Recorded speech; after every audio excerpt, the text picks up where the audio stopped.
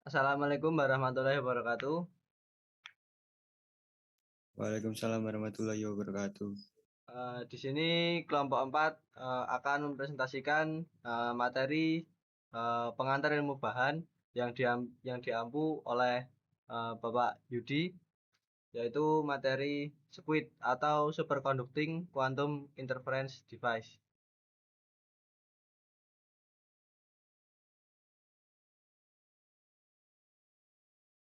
Lalu untuk anggota kelompok yaitu ada saya, Afrizal Rahmadani, dengan NIM akhir 02, lalu ada Nicholas Chandra Paskalis dengan NIM akhir 11, lalu ada Rifan Dwi Pangestu dengan NIM akhir 20, lalu ada Muhammad Nafif Banu Setio Haryono dengan NIM akhir 32, lalu ada Hafid Aulia Zakwan dengan NIM akhir 36.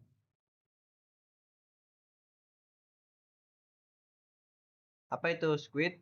SQUID adalah magnetometer paling sensitif, yaitu alat pengukur medan magnet yang paling sensitif yang pernah ada. Alat ini mampu mengukur fluktuasi medan magnet yang sangat kecil hingga level femtotesla 10⁻⁻15 Tesla. Sebagai perbandingan, medan magnet otak manusia yaitu sekitar 100 femtotesla dan medan magnet bumi sekitar 50 mikrotesla atau 50 juta femtotesla.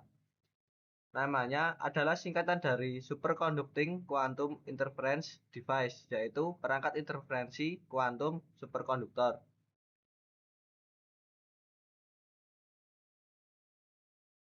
Prinsip kerja yang pertama yaitu sebagai superkonduktivitas, yaitu dengan tanpa hambatan dan mempunyai pasangan tembaga. Yang pertama, resistansi nol atau tanpa hambatan. Pada suhu yang sangat rendah atau suhu kritis, material superkonduktor kehilangan semua hambatan listriknya. Elektron tidak lagi bertabrakan dengan atom dan dapat mengalir selamanya tanpa kehilangan energi dengan membentuk arus persisten. Lalu ada pasangan Cooper atau tembaga. Dalam keadaan superkonduktor, elektron tidak bergerak sendiri-sendiri. Mereka berpasangan membentuk pasangan Cooper. Pasangan ini bergerak secara koheren atau teratur, seperti satu entitas kuantum tunggal yang sangat penting untuk efek selanjutnya.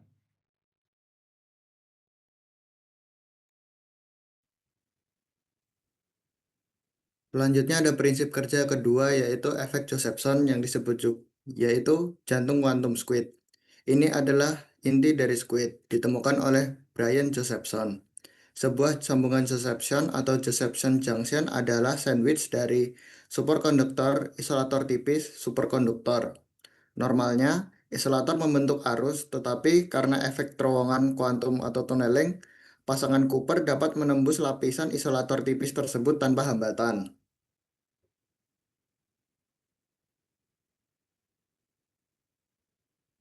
Yang selanjutnya ada prinsip kerja ketiga yaitu interferensi kuantum atau disebut juga medan magnet mengubah arus. Squid tipe DC adalah loop superkonduktor dengan dua sambungan Josephson. Medan magnet atau flux eksternal yang melewati loop akan mengubah fase gelombang kuantum pasangan Cooper di setiap sisi loop. Ini menyebabkan arus di kedua sisi berinterferensi satu sama lain, seperti dua gelombang air. Hasilnya, perubahan medan magnet sekecil apapun menyebabkan perubahan besar pada total arus yang dapat diukur. Squid mengubah sinyal flux magnetik atau input menjadi sinyal voltase atau output.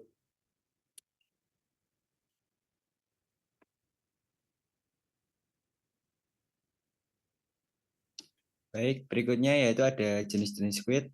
Jenis-jenis squid yang utama yaitu dibagi menjadi dua. Yang pertama yaitu ada RF squid atau radio frekuensi squid, dan yang kedua ada DC squid atau direct current squid. Yang pertama ada RF squid atau radio frekuensi squid.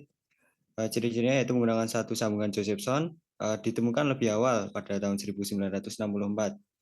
Prinsip dari RF squid yaitu digabungkan ke sinkronis tangki RF, perubahan flux di loop mengubah impedansi sirkuit yang dideteksi sebagai perubahan tegangan RF. RF squid umumnya lebih mudah dibuat, tetapi kurang sensitif. Yang kedua yaitu ada DC squid atau direct current squid, yaitu menggunakan dua sambungan Josephson, ditemukan juga pada tahun 1964, tetapi lebih akhir daripada RF squid. Prinsipnya yaitu arus DC dibiaskan melalui kedua sambungan. Medan magnet eksternal menyebabkan interferensi kuantum antara dua jalur yang memodulasi tegangan DC total. Secara signifikan, lebih sensitif dan paling umum digunakan. Berikutnya yaitu ada aplikasi medis. Yang pertama yaitu magnetokepalografi atau MEG, yaitu memetakan aktivitas otak. MEG adalah teknik non-invasif untuk memetakan aktivitas otak. Cara kerjanya yaitu saraf di otak berkomunikasi via impuls listrik yang menghasilkan medan magnet sangat lemah, yaitu 50-500 Ft. Peran squid, hanya squid yang cukup sensitif untuk mendeteksi medan magnet super lemah ini dari luar kepala. Untuk keunggulannya sendiri yaitu memberikan resolusi temporal atau waktu luar biasa, yaitu dalam milidetik. Penting untuk diagnosis epilepsi dan pemetaan otak praoperasi.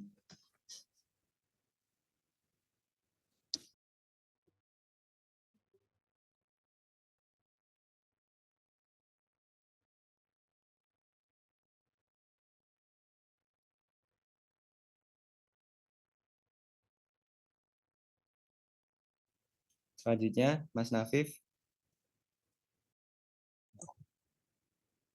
Yang kedua, aplikasi medis yaitu magnetokardiografi atau MCG.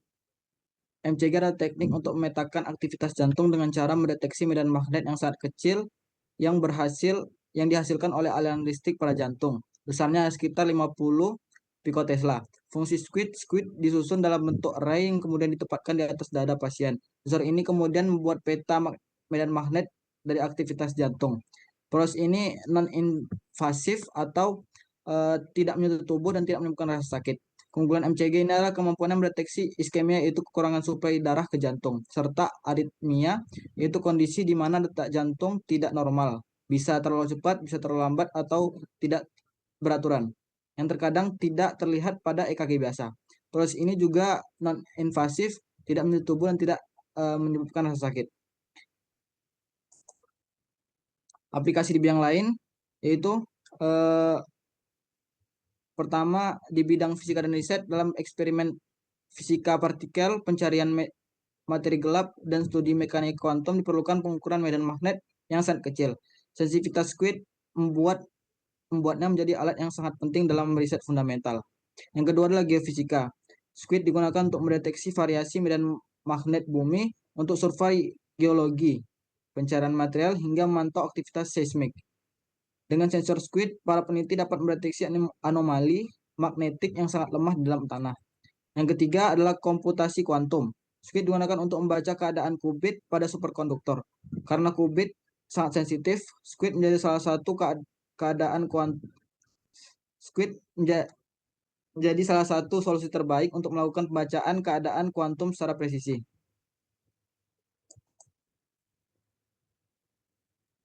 Baik, di sini ada kelebihan dan kekurangan squid sendiri. Kelebihan squid, pertama, sensitivitas ekstrim, yang dimana tak tertandingi, mampu mengukur sinyal magnetik terlemah. Kedua, linearitas dan akurasi. Responnya sangat linear, ideal untuk pengukuran presisi.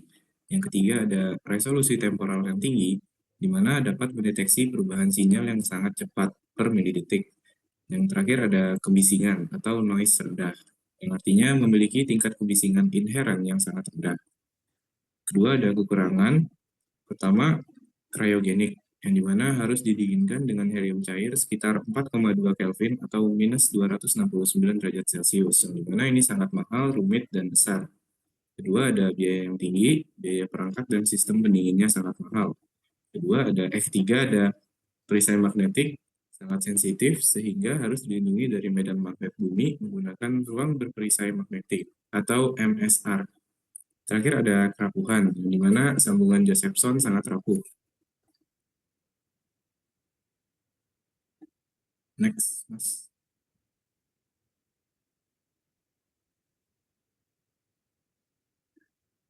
Selanjutnya ada inovasi atau HTS Squid.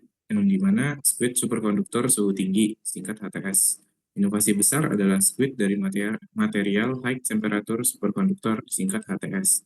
Material ini hanya perlu didinginkan dengan nitrogen cair 77 Kelvin atau minus 196 derajat Celcius, dan jauh lebih murah dan lebih mudah ditangani daripada helium cair 4 Kelvin. Ini membuka jalan untuk aplikasi squid yang lebih portable dan praktis.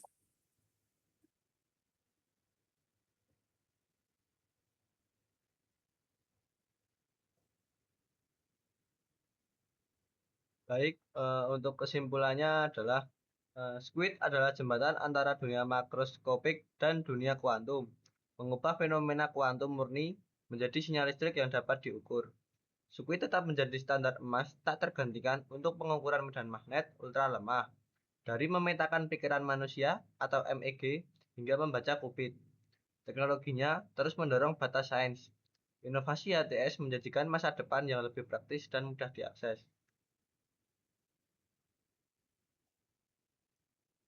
Baik, sekian presentasi dari kelompok kami, kelompok 4 materi squid. Ada kurangnya mohon maaf. Terima kasih. Wassalamualaikum warahmatullahi wabarakatuh.